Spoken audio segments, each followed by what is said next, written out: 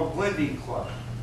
And what this is it's a group of investors, and maybe you put in $5,000, you put in $3,000, I put in $1,000, and she takes a note out on her mansion and puts in $20,000. And then the information when you're wanting a loan is sent out to these possible investors.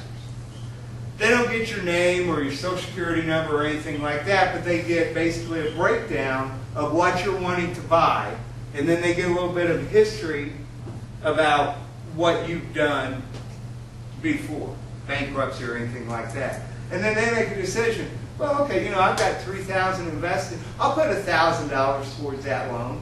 And you may say you're looking for a loan of like $75,000. You may end up with 50 people that put that money up. It's really a very interesting thing. I just discovered it, like I said, about 7-8 months ago. But my understanding too is I'm starting to see some information on a couple other companies that are starting up doing that same kind of thing. I don't know if it's a fad. I don't know if it's a possibility of the future, but it's definitely something that's worth looking into from a financing standpoint. What's it called? This place is called Lending Club. There's a number of micro lending sites out there that you can go to that you can find Yeah. and do that kind of thing. There are quite They're a really few. booming. They're It's- growing fast. You're seeing that too? Yeah, it's called sort of crowdsourced lending, crowdsourced funding. Yeah. There's there's quite a few options out there for that. Yeah. And the interest rates seem to be very You fair. negotiate for that. You bid for the money based on what you're willing to pay. Right. You put a portfolio together. You put the package out there. You tell them what you're looking for, and you tell them what you'll be willing to offer, and you basically bid for the money. Wow. And I personally, I haven't seen too many people turn down. Now I've seen a couple people where they came back with a little bit less of an offer than what they asked for, but they seem to be, for the most part, pretty willing to work with you the more information you provide them. That's been my experience. Do you have any in particular that you're fond of? Or that you're more familiar with than others? None that I can think of offhand. I've looked into it for myself before in the past, but I don't have any I can reference off. And I just go Google crowdsourced lending, crowdsourced funding, and look at all the options that come up there. There's dozens of them. Are you saying Looking at Lending Club. Crowdsourced funding, crowdsourced lending. Yes, sir? One concern is that hiring employees Uh-huh. manage the city. Okay. How do you do it right now? Where with my facilities, Uh-huh. all I hire are part-time people, even my managers. They usually work a 26 to 28-hour week. And believe it or not, there's a lot of people out there that are looking for just that kind of thing. It's not a high-paying job, but we incentivize our employees so that once they reach a certain level of occupancy and maintain it for 30 days, then there's a bonuses attached to that level. Then they're at another 2.5% occupancy, another bonus, et cetera, et cetera. And then we do a small thing where each time they have a move-in, they get X number of dollars for that move-in, like $5 or $10. So we keep them incentivized that way. It's a shorter work week, but they can oftentimes, if they've got the gumption to do it, make what they would make in a regular work week someplace else. So they're responsible for marketing also? I'm sorry? They're responsible for marketing also? They're responsible for the marketing, but if we're being completely candid, there are some things I have trouble letting go of, and that's one of them. I have a pretty strict marketing policy. My managers would say I'm a pain in the butt bugging them about it. It works. So, but it seems to work, at least for us.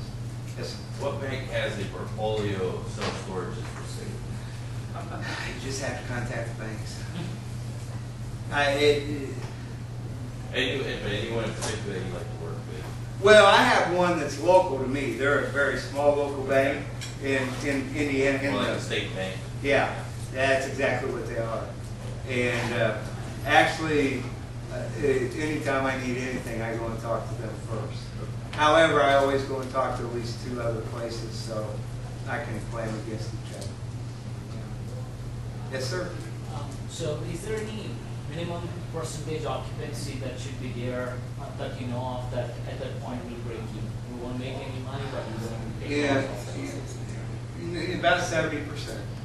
It normally where you're at. Now remember too, this kind of stuff is, you have to be careful because it is location specific and even area specific. And I know it sounds like the same thing, but they're not. I mean, a more affluent area, you may be able to be a break-even point at say 62%. Okay, but normally if you're at 70%, you're going to break even. You can control an awful lot of that with your expenses. Where's the overhead though? Most of your, well, I'll tell you top 3 things are your overhead. Number 1 is property tax. Number 2 is payroll/taxes. And number 3 is insurance. And the big thing is, if you're smart about it and you do preventative maintenance, you shouldn't end up with any huge maintenance bills. You're going to have a spring break on a door. Do you want to call someone to come out and fix that? Do you want to learn to do it yourself? It's a little bit dangerous, but if you're a tightwad, you tend to do it yourself. So, but that's what I'm saying about being able to control your expenses. You going to hire somebody to cut your grass, or you going to go cut it yourself? And is there any minimum population that you look in a city? Because you mentioned Crowley, that's a very small city, that's like 8,000 people. Depending on the number of competitors in the area, if it's got at least 5,000 or so, remember about 1 in 10 is going to need self-storage. And that's the number that, I'm pretty religious about that number as far as following that. So 5,000 or more is worth taking a look at.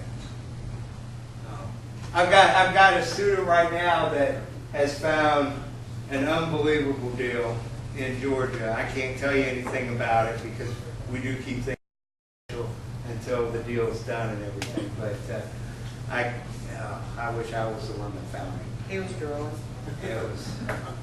It was something. So there are things out there, and I said this isn't going to make you rich overnight. I don't even know if I would say it'll make you really rich over 10 years. But it will make you comfortable, and it'll give you something that you enjoy going to. I'm never going to have a mansion like yours. No, true. But it's something that you can make a very comfortable living. And I'm sorry,